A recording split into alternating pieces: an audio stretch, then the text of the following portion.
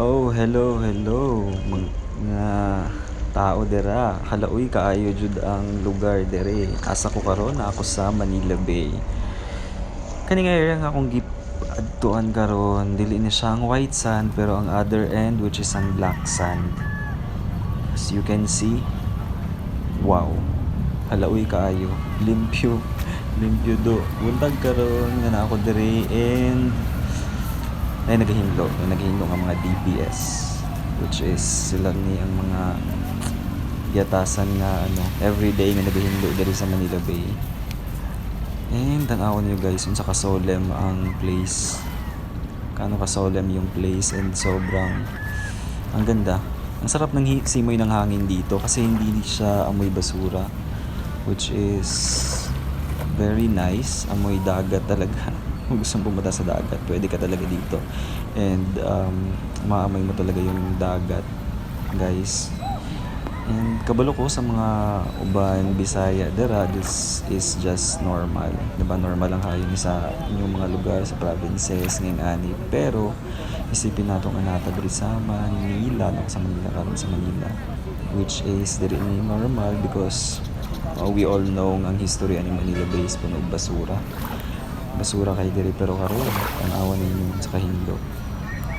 Akong gina-feature ang black sand karon kay daghan na nag-feature sa white sand and you all know about the white sand pero ito ang black sand nga area hindo gapon diri guys. So isipon nato kung mahuman ang project na white sand na diri tanan. Unsa na lang kaya kanindot?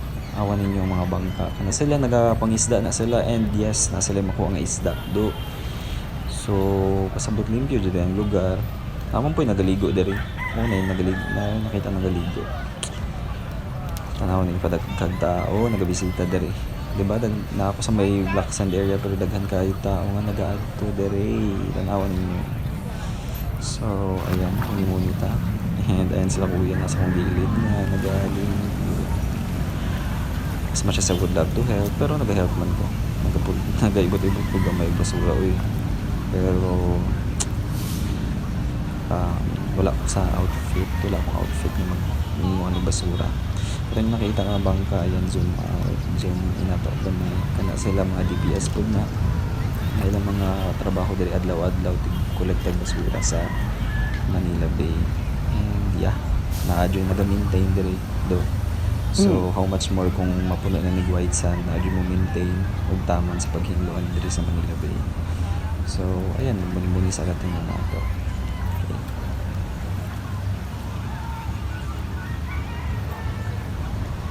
Hi, hello kayo guys. Sobra jud ka as in na-amaze jud ko nga magpundo diri.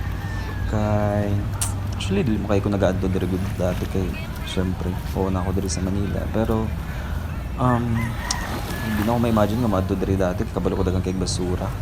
Pero karon dahil sa balita and then naanak ko diri which is nakita jud na ako nga dili jud mautong mga nasa picture dati.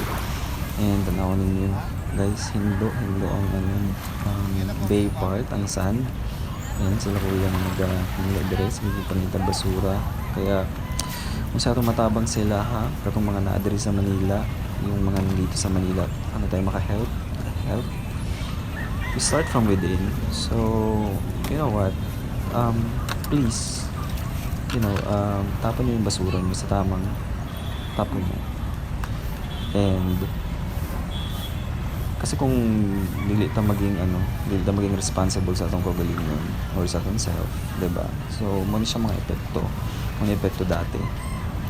Kaya karon gina-campaign jud na please put your garbage in a proper place para dili na siya maabot diri sa Manila Bay.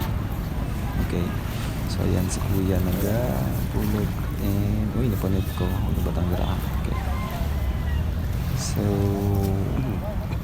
ayan video na to ang kahilo sa tubig. It's crystal clear. Tanawan diba ang sa nabulong mo dito ko ayan. So